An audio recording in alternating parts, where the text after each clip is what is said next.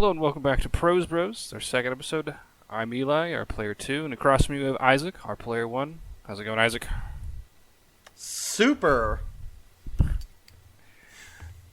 Squiddly Why? Diddly. Why is it super? Why can't you just Because you be forgot average? to say super in the intro, you dingus. It said Super Pros Bros. You said pros, bros. Fuck! You're not like, we've got digital copy. You have confirmation. No! I have my proof. It's It's a recorded. great start to the episode. Great start. It's going squiddly diddly good, though, bro. Squiddly Diddly. I feel there's a meaning to this. What's... Perhaps. Some gamery, maybe, Does even. it have something to do with the show that, like, 1 in every 2.5 Americans have watched?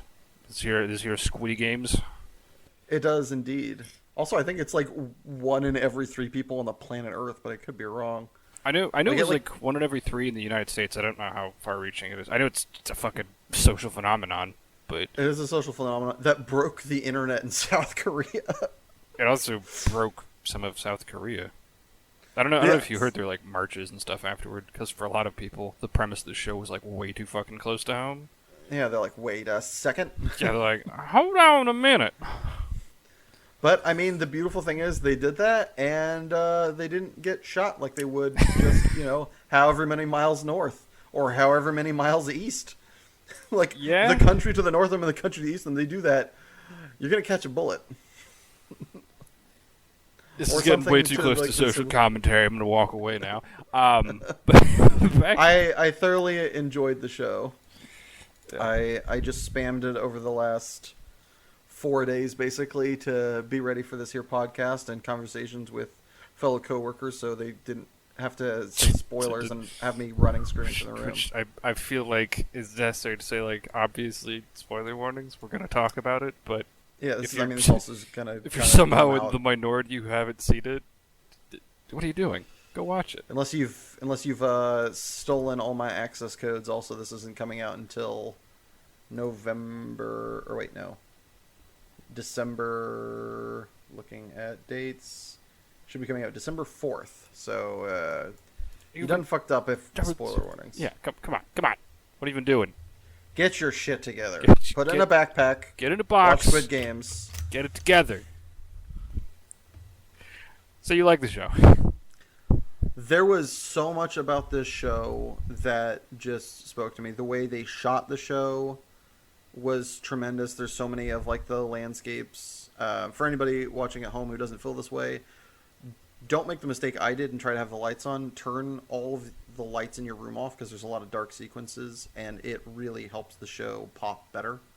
Because they did a great job at lighting the show. However, there are lots of sequences that are underground or at night, and if you have any lights on in the room, you are going to have a harder time seeing it than if you didn't. So I would highly recommend doing that. The writing, the character development, it's all tremendous. That being said,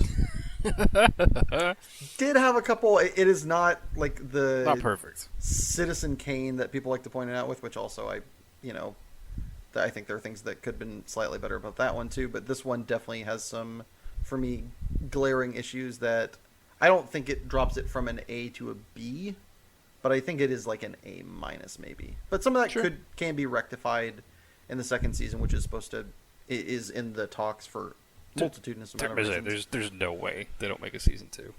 They're printing that Well, money train. Yeah. They set up they set up a cliffhanger. It's too popular. They're making a second season. Yeah. Well, what I'm glad to hear is that the season 2 is intended. Like the director wants to make a second season, which Okay. I mean, It's it not- took 10 years for him to make this, so it's not like when, for instance, if you've seen, what is that movie with, about the, son of a bitch. Wow, I like had it and I. But it's clearly intentional, not like, oh shit, quickly make it. We got to print money. Yeah, it's Yeah. not like Sicario. So like Sicario, the first one was written out intended to be a standalone, and then was like one of the coolest, dopest movies in my opinion, like ever. So it's fucking rad if you haven't frantically seen made it. a second. they made a second one, and the director and writer walked away and was like, "Dude, I'm not doing this." And like, "That's fine." And then they made it, and it sucked. You know why? Because the guy who knew what was up, writer. yeah, the guy that knew what was up wasn't a part of it, and so they, instead of making this genius, political social thriller, they made this freaking shoot 'em up that is just devoid of everything that made the first one great, and it's just crap. Ah. So they're not going to do that with this one, thank God, because this franchise deserves, for a bunch of different reasons, to not be given that treatment. Yeah, it but absolutely has a good foundation to work off of. Oh yeah, tremendous. So there are a couple things that I'll say. Again, spoilers. The situation with the brother and the detective. It's a little odd. So here's the first thing that drives me nuts about this, and if there's not a reason, I'm going to say this is miscasting at its most ridiculous. Sure. It's listed as if the brother who ends up being the controller is younger. Okay?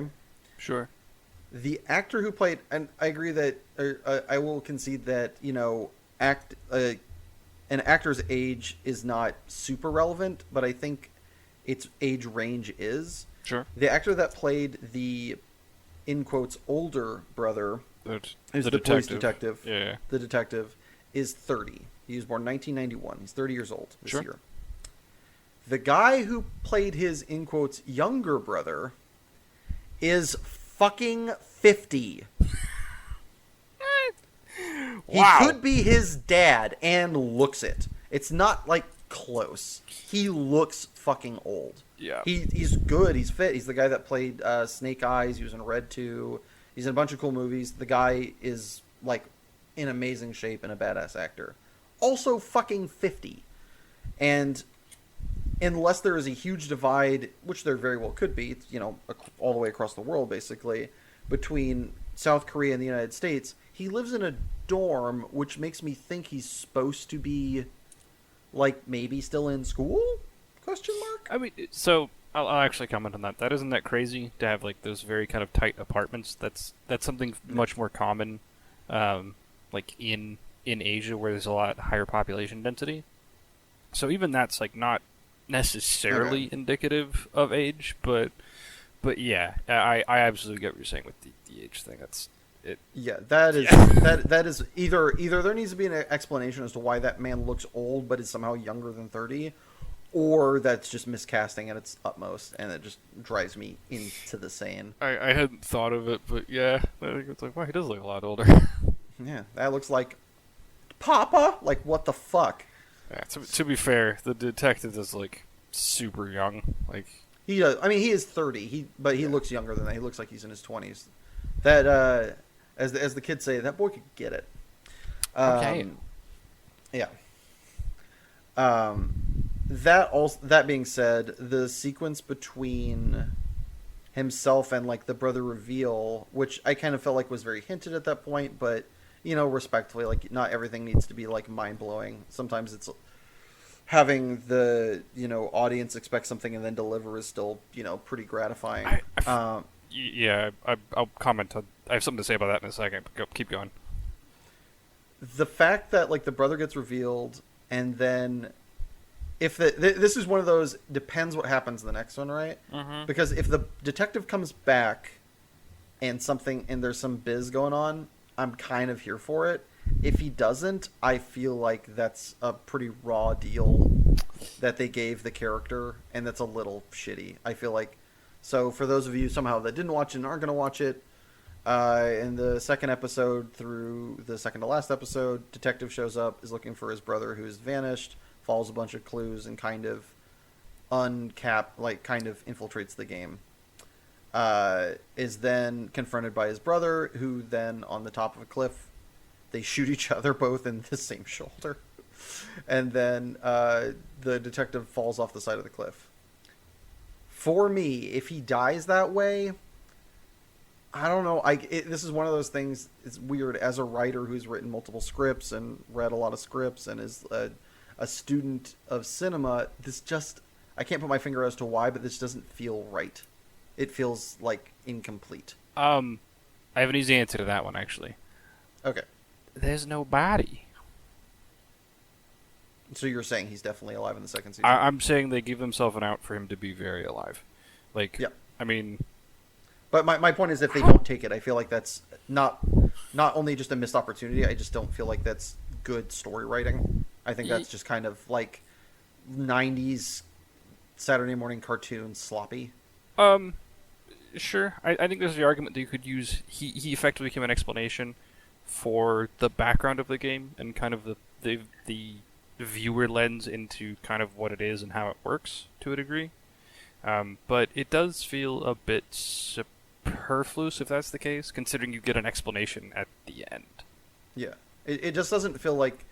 It feels like we came mostly full circle, and then Pac-Man came through and was like, waka waka, and just like chomped through, and we were left with this Pac-Man-like shape, and not... It doesn't feel whole. It feels like there's a gap missing. Sure. Just emotionally, for me, at the very least. No, I'm inclined to think that he's coming back. Again, I certainly hope so. I like the actor, and I like the character.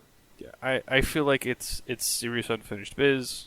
I feel like no body, no official kill confirmation. Like, I don't trust it. Yeah, and they did that with the old man. Exactly. Too. Exactly. Yeah, which so, I called the minute I saw it, and I really liked the way they did it.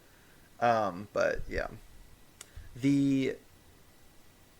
I also really like the detective character and want to see him come back. Not only because I think that is just better writing, but his character is kind of dope. I really respect the fact that the guy kills people. He's a detective, and it's like, look, man, he lives in a gray world and he kind of understood the rules pretty quickly, and I don't want to say acted accordingly, but definitely didn't try to do the Batman heroics of all right, drop your gun and put him in handcuffs and this'll work. It's like, yeah, no, it fucking won't. You're dealing with an evil organization. They're gonna wreck you. And so he pretty quickly assessed the situation, and just started capping people when he needed to. Was still human and compassionate, but he was still just yeah, sometimes you gotta go, and just boop. He just straight up murder a dude on the boat. Pretty. That one is arguable because he could he just knocks he he knocks chucks him out off the side of a boat after strangling him. He's unconscious, right? I thought he's my interpretation was that he knocked him out. He's in the middle of the fucking ocean.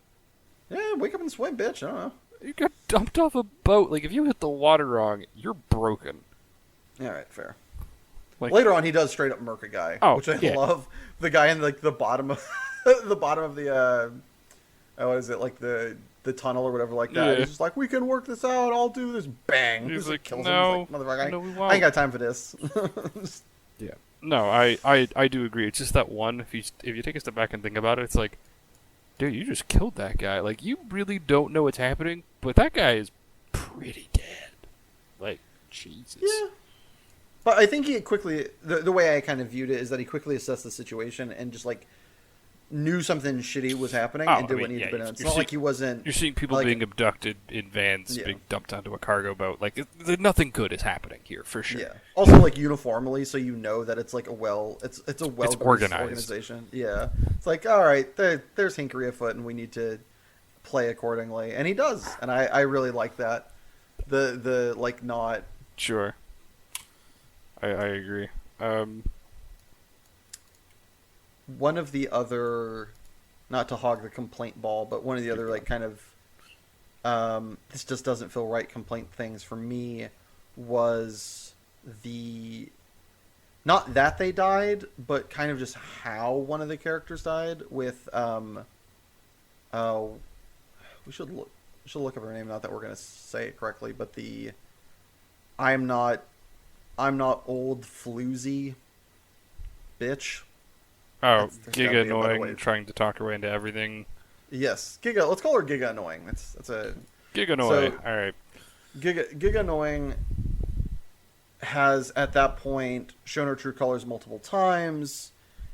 Talked her way into victory or into somebody's pants for victory, whatever like that.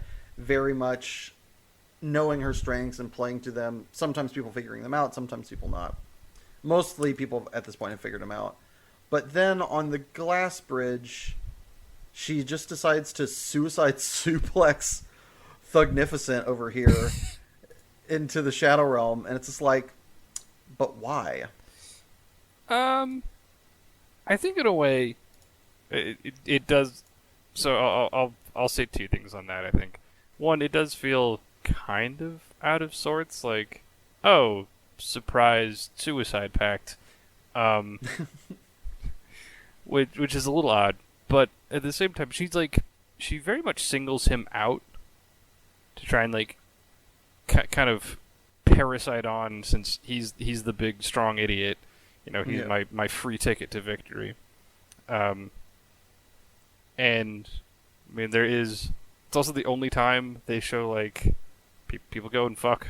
So like there is a little bit more kind of entanglement between them. So it sort of makes sense. I think. I would have understood. And there's a small chance that it's also written this way, where the episodes got swapped. Because if she did that after, there's a couple episodes where he kind of betrays her, where he just like kind of like shoves her to the side. And he's like, "All right, don't need you anymore," and she takes grave offense to it and says, "If you ever betray me, I'm gonna fucking kill you." Yeah. Which, yay, comes true. But the timing just doesn't make sense, because like that happened a while ago, and hold a grudge all you want, but for story writing, I feel like you kind of lose it when the opportunity isn't there. I don't know.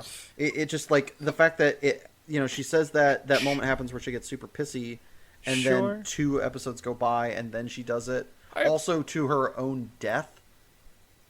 I understand if she like runs up, knocks him over, he grabs her, and she falls with him. Like I understand, okay. try to kill him, and then he grabs her. Got it. But the fact that she full on just like, "You're coming with me," and just like kills them both, I'm like, wait, what? Like she's such a self-preservationist that for that to happen, it seems contradictory to her character. I kind of hear what you're saying. That there should, it feels like there almost needed to be some kind of prompting action or epiphany for her to be sort of sacrificial. But absolutely. Or some kind of like, it does feel a bit odd for her to be so basically such a sellout for her own safety, to then just be like, "Yeah, we can die together." I don't disagree on the timing. I kind of dig the delayed, like, "Hey, you remember? I do." Like, I actually kind of like that, because you get that kind of camera pan where she's like, "I'll go in front," and it's like, oh shit. Like something that was dope. The camera work. One of the things that I love, the camera work in the show, outside of their obsession with dirty over the shoulders. So for those of you at home, and potentially my other co-host here, a dirty over the shoulder is when the camera is about usually shoulder length. It can be in different sizing or kind of leveling, but it has the character who's usually talking, and the character they're usually talking to, and the character they're usually talking to is slightly out of focus, and they are in the top left, bottom right, top right, bottom right of the scene, usually their shoulder and a bit of their hair, or the top of their head and their ear, or something like that, showing that they are the one being talked to. They use this shot a lot in this show. A little bit too much, I think. But that being said, when they are not, the show is gorgeous. The dirty over the shoulders are, a classic of filmmaking. Generally speaking, they're in most every movie, and they're good. But I just too much of a good thing is bad. I think they overdid it. There's a lot of conversation scenes where I think I really wish they would have tried doing a double and just like kind of pan back and had them, face to face, and you just got a side profile and you just have them talking like that, just so you can get both their, and just not have to cut away. I don't know if it didn't look good or this was better. I am not a cinematographer, to be very clear. But I really wish they kind of relaxed on that, because there was a lot of scenes where I was like, good lord, can we get a master or a freaking 2-shot or something like that? This is getting really repetitive. Gotcha. That being said, they were beautifully and well shot, and for being in the dark as much as it is, this show is exorbitantly well lit, which is freaking amazing. I think part of that, in some ways, is the fucking color scheme. Oh, absolutely. The color scheme is boss. All the backdrops are bright as fuck. It's like white, pink, yellow, green, and blue. Like, it's crazy.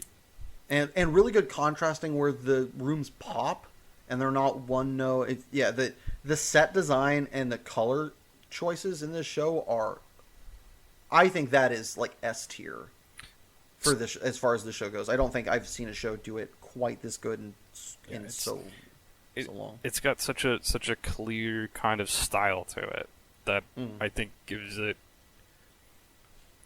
I don't know if characters are right, but like certainly kind of a unique flair. It's like how many kind of MC Escher paintings in fucking bright yellow, green, and pink have you fucking seen?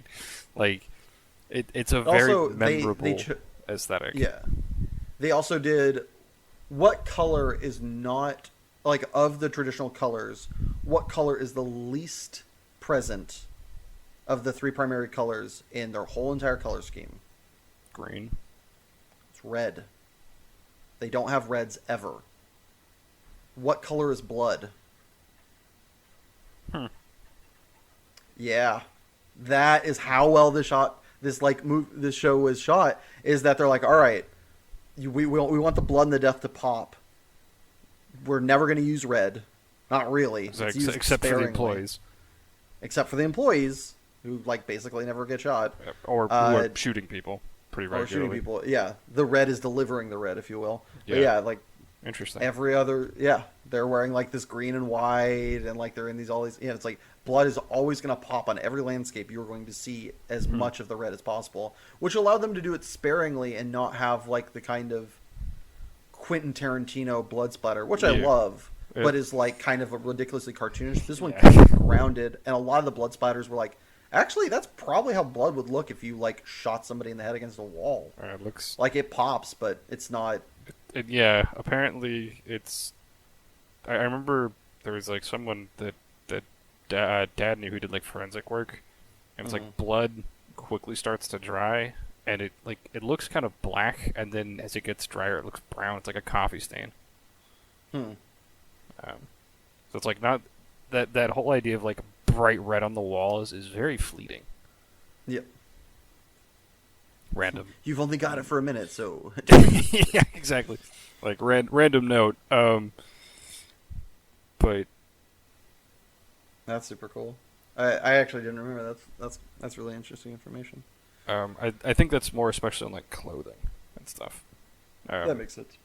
Clothing, carpets, couches, that kind of shit. Anyway, but that's interesting. I hadn't put together there's no red on the walls, so it always pops when someone's head is fucking put on it. Yeah. The best, to me, still like one of my favorite shots, is when they're playing the honeycomb game, and there's this guy at the top of the slide, and he fucks up. Well, the way they shot it, I think I would have been tempted to shoot a different way, but the way they shot it is just tremendous. Is you see him get shot, and then the camera goes to the bottom of the slide, and you just hear him slowly go down the slide. It's just the red and then streak. He flumps at the bottom, and the camera pans back up, and you see this just long blood trail going the length. Yeah, of the just slide. one of the staff members standing at the top with a revolver in hand. Yeah. I love just the smear, just. Yeah. Oh It's no! so great.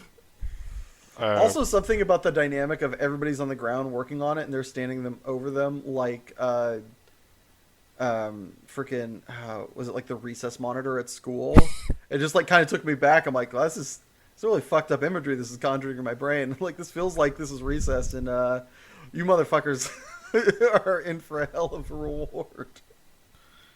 You know what? I hadn't thought about that, but yeah, no, sorta. Like, yeah, there's a lot of I hate it. ambiguous imagery in this show, and they really did it in a way that wasn't in your face for the most part. They kind of like let you figure out. There's some of the references that, like, depending upon who you are and the way you think, I think they pop a lot harder than others. Sure. But the kind of non-moral conjuring images, I feel like were played really light and almost fun. Just hilarious to say, given the show's material. But fun, cheery, bang. I have never. I think it's in episode 6. The marble game. I have the Marvel game, I have never had an episode make me, at the same time, laugh, cry, and clap my hands like a toddler.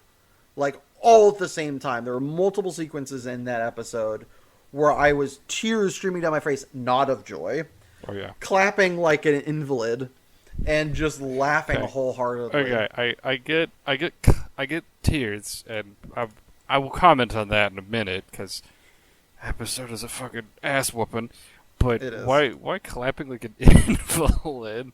I think it's just because I am such a student of the art form, and so the way they did a couple of those sequences and stuff like that, and the way they wrote the characters, like for instance, there's this really sweet character named Ali who is, Oh no. I don't want to say naive, but No, he is. definitely doesn't He's too good. He's Yeah. a bit naive for sure. Yeah, he's naive, and he doesn't see that his counterpart has the potential to betray him. He only sees the good in humanity.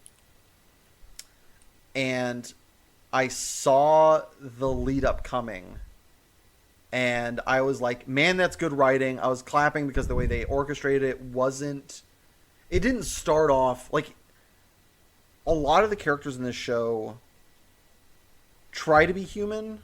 They have human moments, and then greed and fear change them. Yep. Which I think is very much a human condition. You see that in episode 2. Everybody that survived is like, get me the fuck out of here. And then they put the piggy bank up and they show all the money they're going to win. And a lot of people change their answer. Yeah, suddenly it's a bit close. Yeah. Well, maybe it's 5 more games? 5 more games? I'll play 5 more games. Come on, it's 5 more games. Look, it's a fucking pile of money. Yeah. And like the same thing is true of what's his name? Gusan? Gihun? Huh? Gihun? Gihon? Yeah. Yeah. He tries to play the game fair. You know, he even explains it to Ollie. He tries to be a good guy. And then he starts losing. You, Sangwoo. Sorry. Sungwoo, Yeah. sorry. Yeah. Yeah. Sungwoo tries to play the game fair. He explains the game, makes sure he understands the rules, and then it's not going his way. And he, lashes out. He starts being a human being.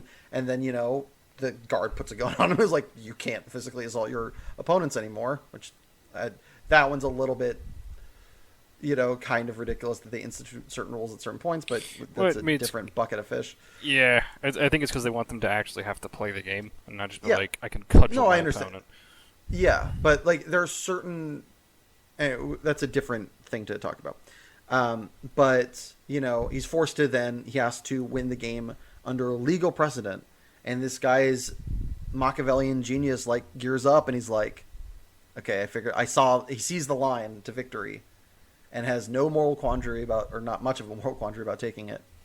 And it's like that writing, that acting, that direction. It's just like. Yeah, it must have been what it was like for people who were fans of classical music when Mozart walked up and started doing his thing. It's like fucking awesome. Like, It's just like, oh shit, this is dope. Like, I understand this, but also, oh my god, I never would have thought of this. And it's so fucking genius and just well done. It's just like, I was, the way he's framing it, I'm like, is there a way he can cheat out of it? Like, can he keep both of them alive? And he's like, hand me the bag because it doesn't save it. I'm like, he's doing something. He's fucking killing him. Fuck. Yeah, well, I knew Ali wasn't going to make it through the game. Just, like, I didn't know which one he was going to die on, but, like, 100% Ali was... I knew he was dead once he started bargaining with Songwoo. Like, something is bad. Oh, 100%. Yeah. But I knew before that game... pretty early on, like second or third episode, I'm like, this man is too good. It's like watching Sean Bean in the first season of Game of Thrones. It's like, man, you are not playing at a fair. Like, you're giving yourself a handicap, and it is not gonna. You just can't have a handicap in these games. Honestly, that might be a great a great kind of comparison for this show. The first 6 episodes for me, 6.5, I would say. No, it was 9, right? So yeah, the first 6 episodes are the first 2 or 3 seasons of Game of Thrones. Just absolute bangers all-time gold star. You do not do better than this in television. You can't. You can try. You can try to match it, but this is like S tier fucking bring it. Sure. Like all-time banger. For sure. Episode 7 to me is where you start like at the tail end of when they started running out of George R. R. Martin material, where it's like that's getting a little weird. And the last 2 episodes for me is like the second to last season. It's not the last season, but it's like the second to last season. It's like, oh, this is what? I don't know. Like, it wasn't bad, but it definitely wasn't like the first 6 episodes. I think the last 2 episodes are so painfully colored by the fucking VIPs. Can we take a minute to hate on these idiots? I will hate on them, but also I think there's a reason they are the way they are, and I don't think it's... they suck. They're the worst. I get what they're going. They're going for the kind of cartoonish billionaire Bond villain kind of thing, almost. And it's just terrible. The rest of the show is written so well, and they suck. They're so bad. I think the idea of them is an interesting one. I just don't think it plays that well. I'll be totally honest. I figured out what the VIPs were the second the word VIPs got dropped. I'm like, oh, we're billionaire betting material. Like, we're some, I think it's Blade Runner, like something like that. Blade Runner might not be what I'm thinking of. No, Blade Runner isn't what you're thinking of. But there's other things that have had that kind of premise where like rich people just bet on the lives of, and I'm like, okay, cool. Like, it's not new, it's not revolutionary, but I'm totally okay with that because I feel like the show in many ways I feel doesn't subvert expectations. Like, you know what's gonna happen a lot of the time, and it's done well enough that you don't care, and it's still compelling. Like for example, the tug of war. Yep. You know you're not killing their main cast. Does that mean I wasn't almost shitting my pants when they start losing? No, I was absolutely shitting my pants, and I panic hit next on the episode to see it resolve. Right? Like, it's done well enough that even though I'm getting what I expect, it's still really good. So even though I knew the VIPs were like, oh, we are billionaire betting material. Yep. Cool. I'm totally on board with this. But holy fucking shit, did they suck. They were like the American equivalent of the dubs for the show. It's just like, what 5 idiots did you just wrangle at the drop of a hat to fill these characters? Because they are not good actors. No, it was terrible. But I think the idea, and this is one of those ones where art isn't a hit or miss kind of thing depending upon your perception. Because I think for some people this hits, and it's because they're so bad at the job of acting that they are doing that it like hits for them. That is not me or you, clearly, but for some people they might enjoy that, and I understand the idea. I just don't particularly appreciate it personally. I think they could have kept the core fucking concept and the core idea and integrity of what they're supposed to be. They just made it less cartoony. Yeah, I agree. I'm just kind of a little bit of devil's advocating and like kind of. Yeah, art is, a super subjective thing, and so like it just, this is like a not for us kind of. It sounds like a 3rd grader wrote their script. I was trying to make adult jokes. It was like, yeah, that's funny. 69, that's a funny number. Like, like I liked. Don't get me wrong, I love toilet humor. At times, I think some dumb, dirty jokes are great. Like the fact he's betting on 69, outstanding. Love it. But that it's like that's the pinnacle of their material. Oh God, like it doesn't get better. It quickly goes downhill. Yeah, They really should have found some better actors and gotten some better writers to make them less just absurd. Like, because it really did. It didn't, for me at least, and sounds like for you, it detracted more than it added by like a leaps million and bounds. I almost wish they just made them quiet and you just kind of see them in the background or something. Like that would have been more cool. That would have been more threatening and ominous. Like, oh shit, who the fuck are they? Like, I thought like the style was cool. The human furniture was creepy and really cool. Yeah, and it really played to the aesthetic and the kind of idea. That humans are the playthings. hidden meaning of the show. Yeah, yeah. I thought their setup great. Like, even though you could see them coming, still great. So just knock at my door. I don't care. I think it was my next door neighbors anyway. But it just I really don't know what happened. Like it's so bad. It's such a huge fall off from the rest of the writing of the show. Like even Giga Annoying, who you're supposed to hate, right? Like you're supposed to hate this woman. So clearly, she's supposed to be obnoxious. She's supposed to be this little rat that just keeps weaseling her way and managing to survive for so much longer than she has any business living. Yeah. And I have so much more respect for her character because, like, consistent and it clearly makes sense. And they're just dumb. They're just so dumb. They're dumb and just like it's a different kind of annoying when. It's like when the big bad guy eats his own boogers or something like that. Yeah, like, wait, what? Yeah. It's like you guys are supposed like. Would you guys take your stupid pills this morning? Like, what happened? Like, yeah, it really is. Just like also just the acting and the voices and it's the little things, but collectively it isn't daunting or there's no weight to it. It's like you look at a box and it's like this dark onyx black and you're like, damn, that's a cool box, and you go to pick it up and it's light as a feather. You're like, oh. I think what almost makes it worse is that they're so irreverent. And on the last episode, like the one guy who I think he's Japanese says like something about rain, like a perfect rain to fall, something like waxes poetic for half a second. It's like, wait, what? Now we're adding gravitas to these fucking schmucks? What the fuck? Yeah, it was so really it's so clunky. discordant. It's so awkward. Like, again. Respect the material. I think the idea is cool, but like the execution, respect not a fan. Respect the aesthetic. I just love the aesthetic. I'm gonna be straight up. The aesthetic of their room, of the like animal masks. Oh, absolutely. Perfect. 10 out of 10. Yeah, they never missed on the set design or the costume. Yeah. Ever in the show. Absolutely perfect. But Jesus Christ, this guy sucks. That was my biggest hatred with the show. Like, who the fuck hired these clowns?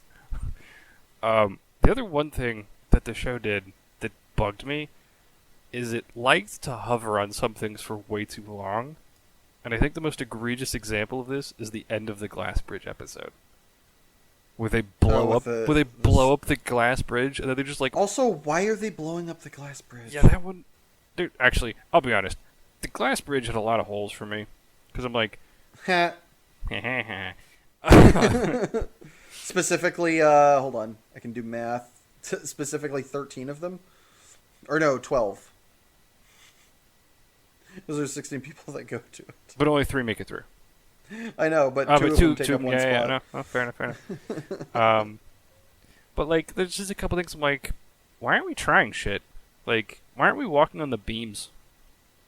That was immediately... So I was watching this with my friend and editor of my other podcast, Passionate People and Preposterous Peeves. Haha, plugged it. No. Richard Ashford. We watched this last night.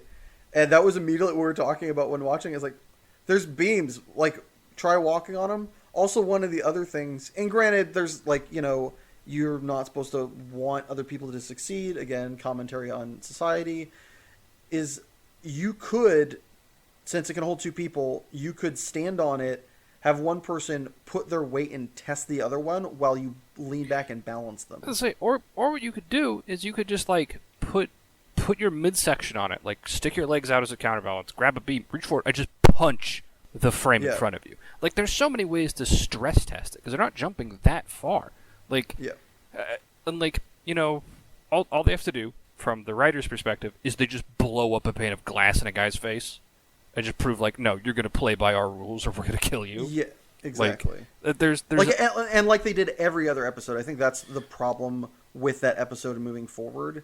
Is it? I don't want to say it feels like a writer's strike, but it definitely feels like one of the writers left the room, and then the boss came in and was like, "We need 3 episodes, stat." And there was like, "Ha ha," and like they just didn't trouwshoot as much as they did before. I was more okay with episode 8 because I was kind of because that's the detective episode basically. Where she's kind of running. Yeah. running. Yeah. Which, again, minus the whole, like, is he dead? Is he? But, yeah, the glass bridge just felt kind of wonky. And someone, like, so there's the channel Film Theory on YouTube talked about, like, it felt like such an odd. He actually had the same complaint I did because he's like because they reward effectively other people for using creative means. For example, in the marbles game, Sam Wu effectively cheats, but he sticks within their rules that he does it non-violently, and he has all 20 marbles. Good enough. In the honeycomb game, they hand you the needle like as the obvious tool, but fucking again, he is like, option B, let's lick it out. Through accidentally sweating because he's under so much tension. Figures it out. Because he's almost shitting himself. But I mean, that's a perfect example of the writing in this show of serendipity or Deus Ex Machina moments that play out in a realistic expectation and run out, where it's like, of course you'd be sweating in that circumstance. Of course, water works on that. It's like like it makes sense. Yeah, it's sugar. And so that's one of the things I love about the show when we're talking about when it comes to writing is it meets your expectation, but it does it so perfectly that it doesn't matter. It just seems interesting, and the other point he makes is that they were allowed to keep things. So it's like, because he kept a marble, like they didn't frisk him between games. So it's like, why do they suddenly feel like they have to comply exclusively by the rules instead of trying something different? Like how does no one in the line think like the beams are holding the glass? Why don't I walk on the beams? And at least try it. I mean, then if you're the writers and you go, yeah, okay, enough of that, boom, painted glass in the fucking ass. Then people and just have them announce over the PA, but like, please walk on the middle. Something that weird, creepy, like airline stewardess voice that they've got. I love that voice. Oh, perfect! Such a weird break from what is happening. It's like I don't. Yeah, it's the right amount of calm in this land of confusion. Yeah, that it's just like. This is odd. Like, please, any other circumstance, relax this is and normal. Keep your hands in the car. You try to relax. Like, have you ever tried to relax? It's a paradox. It is a paradox. Yeah. So I think that's one of those things where I'm like, but otherwise I did really like it. I thought the last game was great. I actually want to gush a little bit about the actual Squid game. Quote unquote Squid Brawl. It's just a fist fight with some rules. I'm totally cool with. I mean, they made it clear. It's like, this is what this is going to devolve into. And they say it's the most violent kids game. I'm like, all right, fair enough. So, we're going to beat the fuck out of each other. Yeah. You gave us knives. Okay. Also, love the way they cleared that dinner sequence. As they just left the knife. It's like, okay. Like, here you go. Like, you're going to want this. Nothing subtle. Just like, this is for you, and for you. It's non-subtle subtlety, but I mean that's what this show is. It's like sets a knife on table, walks away, does it. Yeah, that's the best part is they don't do the wink, they don't do the nod, they just leave it there, have the camera push in, and then look at the characters who just kind of look at each other, and then realize what's happening. And they do that so much, and it is so effective. Yeah, it's like the more like a wink, more like a wink to the audience. Yeah. Like, exactly. Ha. You see what's about to happen? Strap in, kiddos. Yeah, but I loved the Squid Game fight because it hits that perfect balance of we don't know what we're doing, but goddamn, we're going for it. Because there's so many things where people are suddenly like a fucking black belt. It's like, why are you so good at this? Like, there's no like if out of nowhere, Gi-hun was just like an absolute fucking. If he just turns into Jackie Chan out of goddamn nowhere. Yeah, they start throwing like freaking heel kicks and shit like that. You're like what? Fucking snap jumping sidekick, like crazy shit. Just bust out. But like, okay, I beg your fucking pardon. And like, for those viewers at home that don't know, you may or may not have a background in. Yes, I did martial arts for the better part of 9 years. 9 years? 7. 7. I'm not going to count 2 of those. Very sporadic. But I did martial arts for the better part of 7 years. I was trained by a guy who did a lot of CQC with the military, and Tez helped. I effectively learned through him a lot about effectively choreography. And kind of how faking a fight works versus being in a real fight, because God knows I got the crap beat out of me. So there's You have a what belt? I have a black belt. Thank you. So there's a certain amount, if you're watching a fight, of giving weight to stuff. And a terrible example of how to not give weight to anything is Daredevil, the Marvel show Daredevil. Because Daredevil doesn't have weight behind his punches, but if you look at this, they do. It's not super well coordinated, or like they're not super coordinated, but it's the right amount of I know how to make a fist and just kind of punch. So it feels good. Not only are they not super coordinated, but it matches with their character because they're not, one of them was a chauffeur and the other was a banker. Yeah, the fuck they know they know about throwing punches. It's yeah. that it matches up so perfectly for them. They know that a knife is sharp, and when desperate, Gi-hun knows that he's got fucking teeth. It's brutal, and it's the right amount of just messy fucking scrap, and also punching a dude's head into the floor. Yeah, you lose really fast. When your head has nowhere to go and it's being pounded, you don't last long. It's just you're done. You're done, son. So I liked how short the fight was and how gassed they were. Also, yeah, that helped it. Fighting is exhausting. It wasn't like 10 minutes of hardcore choreography that was hard to believe. It was 4 or 5 minutes of brutal, school brawling. Oh yeah, and. Yeah, it wasn't very well coordinated, and it felt right. Yes, it was absolutely perfect. As a guy who loves the Raid, I love the crazy fucking fight choreography you see with Iko Uwais and people like him. I love that shit. But this was perfect for the setting they had built, for the way they had structured the characters, for the way they made the narrative. It's just brutal. It looks exhausting, and it should. And it looks painful. There's fucking blood all over the place. People are bruising immediately. Even Guinea's knuckles are super bloody.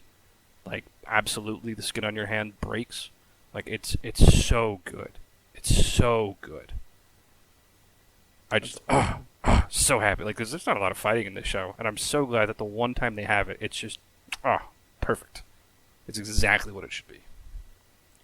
So before we go back to before I go to talking about my favorite thing that they did in the writing process of this, I'm going to harp on one more thing other than the ending, which got a little, I don't know about you, but I got flashbacks of Lord of the Rings Return of the King ending stats, where it just kept meandering for fucking ever.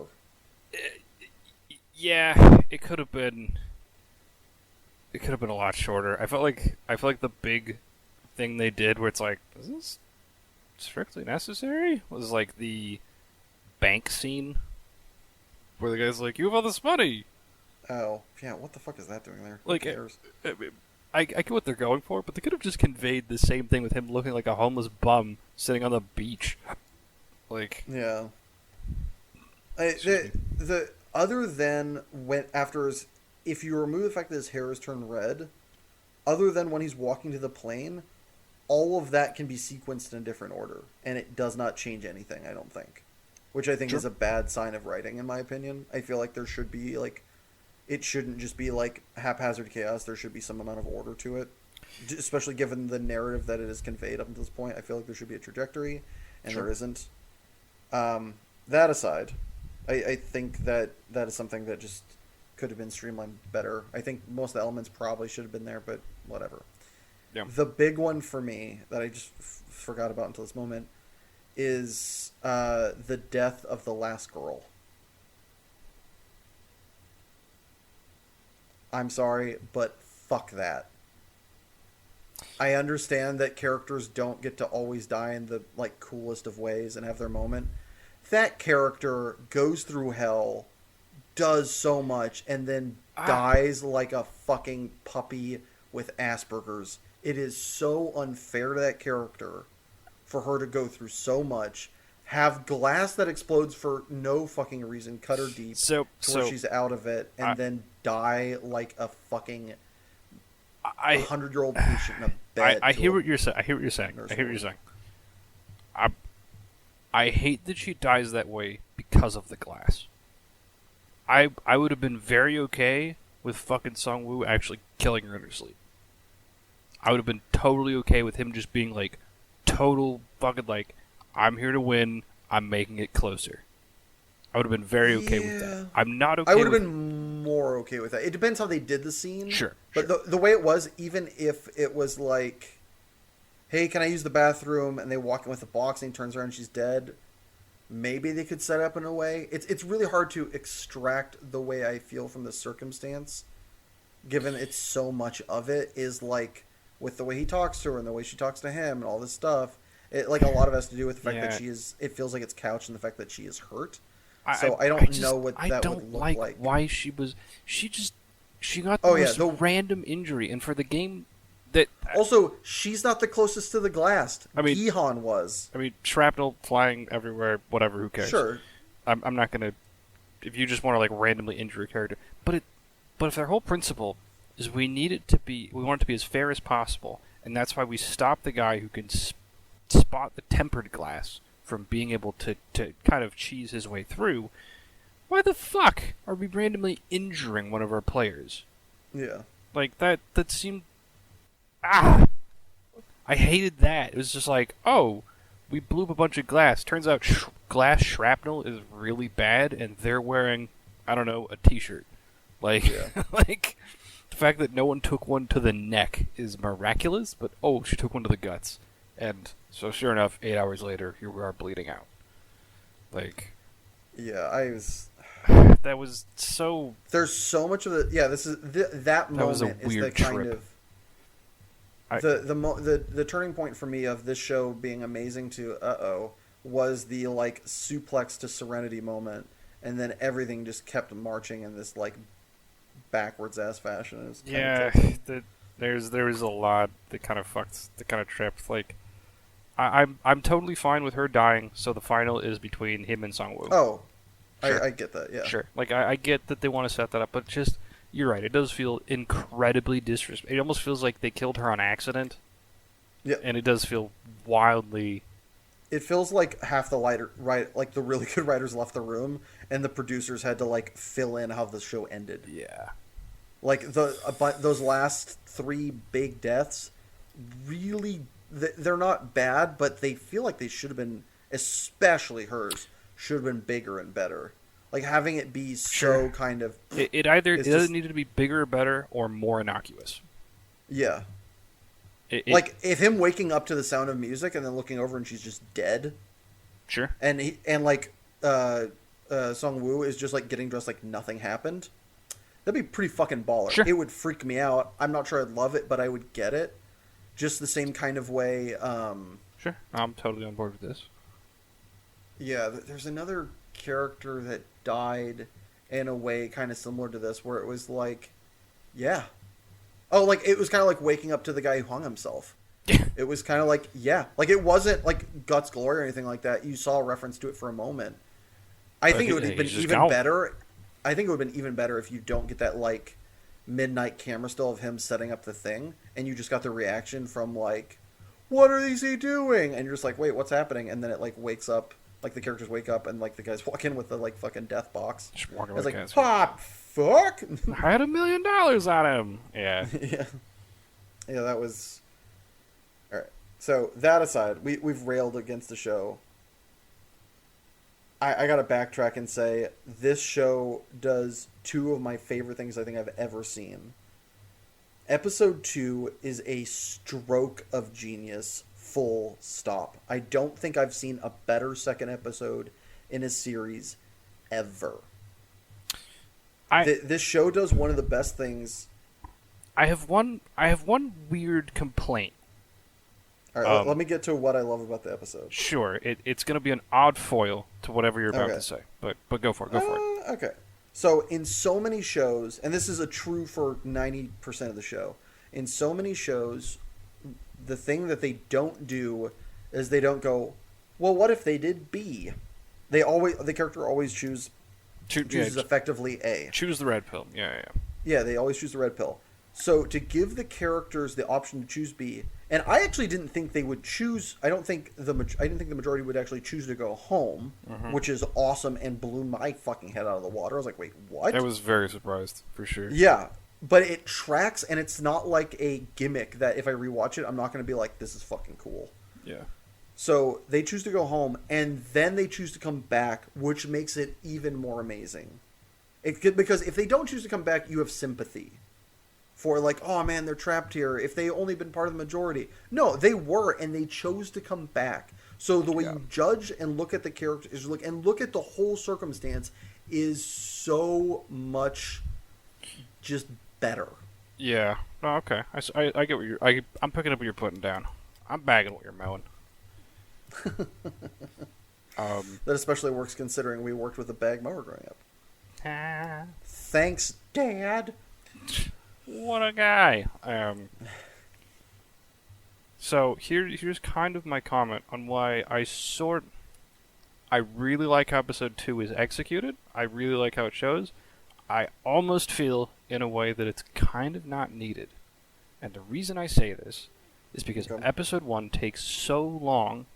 Like, the first 25 minutes are just Gi-hoon's life blows cock. Yep. And so blows the chicken all the way down. Oh yeah, it's miserable. Like, this man's set up to lose a kidney. He's losing his kid. He's broke as dirt. Nobody I love that as a him. mob threat, though. I gotta say, I love that as a mob threat. As opposed to like, we're gonna break your knees. It's like, no. Fill out this form. I'm gonna take part of you. Yeah, you have a month for taking a kidney. It also makes so much more sense than like, I'm gonna break your knee. It's like, no, I'm just gonna harvest your organ. Yeah, because that's worth like, I don't know, $200,000. Yeah. Kidneys are worth crazy amounts of money. Anyway, like, they spend so long and they give so much emphasis to just how miserable it is for him. And so, with him coming to the game, it immediately contextualizes for everyone. Everyone is in this dire spot. Everyone's life sucks dong. They are in as rough a strait as him to warrant this. And so and so I almost feel like the second one didn't need to happen, but I do agree with what you said, that it's like they choose to come back fully knowing, like, this is probably going to kill me. Yeah, life is that terrible. Yeah. I think giving the contrast and letting the characters realize it and letting us as the audience realize that it sucks, and the fact that they can't do anything, like Gung-hee tries to like turn into the cops are just basically laughing at him, like, okay, drunkie. There's so much. It does in many ways. I understand the kind of superfluous feeling to it, but at the same time, it solidifies and just really sets good shape to character boundaries and just like where they're headed, where they're willing to go, and what their life is. Also, the fact that it really matters that they don't just follow him. They follow like basically everybody that is like a main character.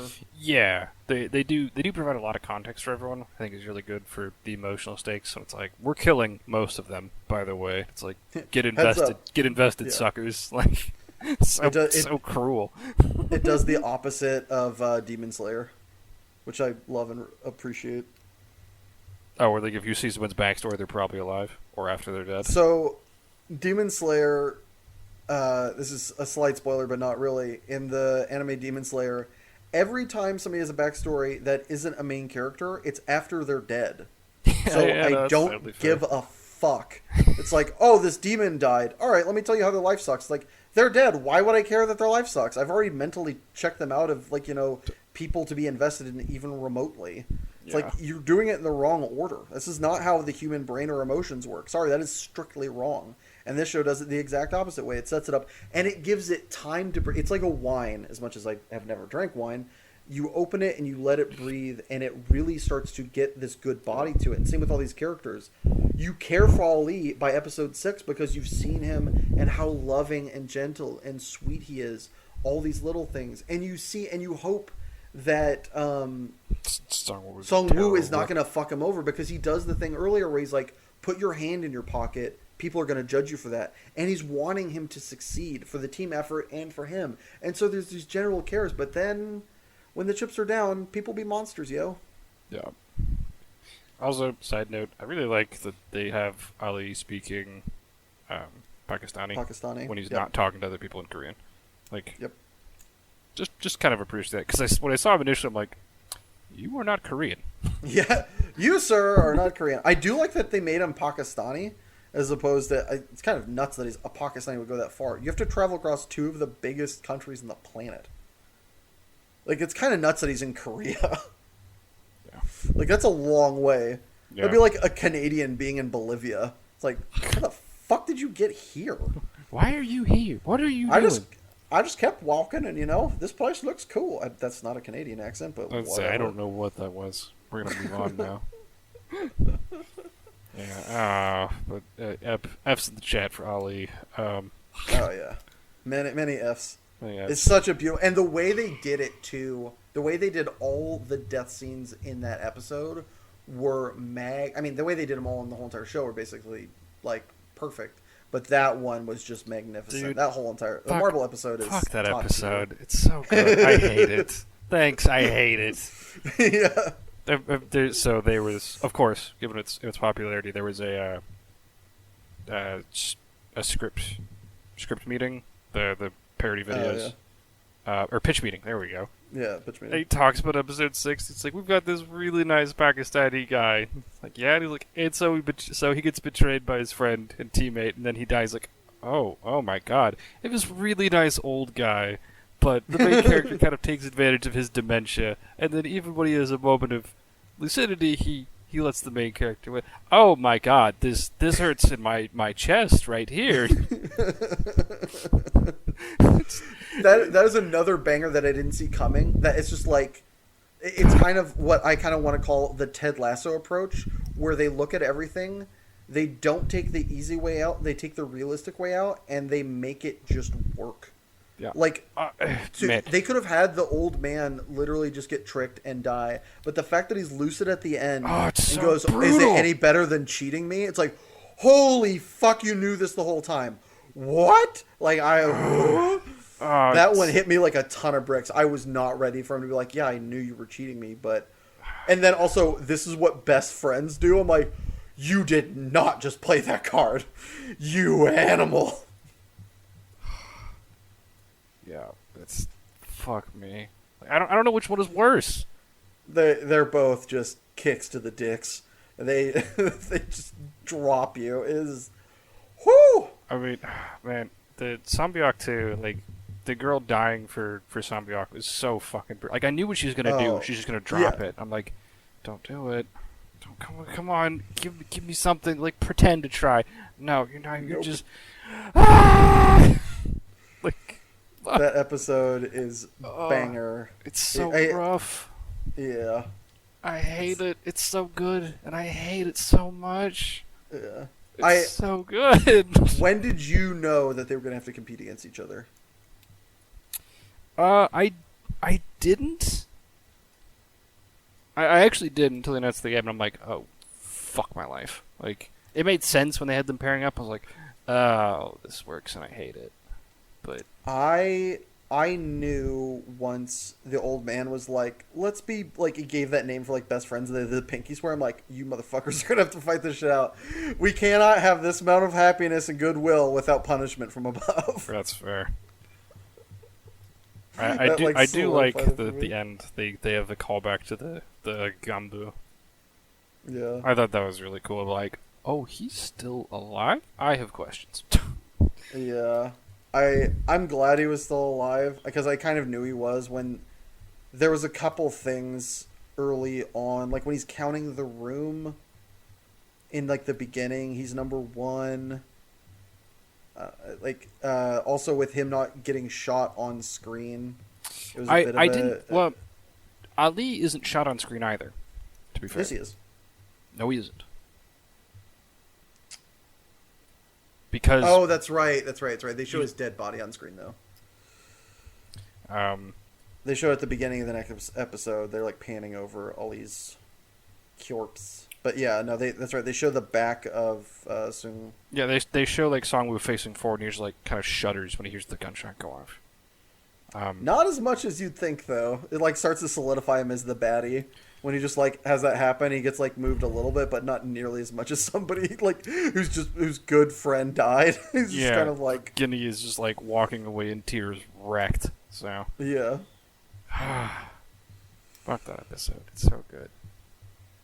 Oh, I had to stop when I watched it. I'm like, I have to. I had to go to here. I raise. I had to go to work after that. Oh God, how? To drive to work in LA traffic. People fucking honking at you like, can't you see I'm mourning here? I'm dealing with something here. And nothing like going to work and having gamblers yell at you while you're just like processing the human existence and what it is to like trust people. Oh, it's terrible. That's can't do that. Thanks for sticking around for We have opinions on Squid Game. on Squid Gaming the Opinionons. Because we couldn't help ourselves. We couldn't. We're sorry.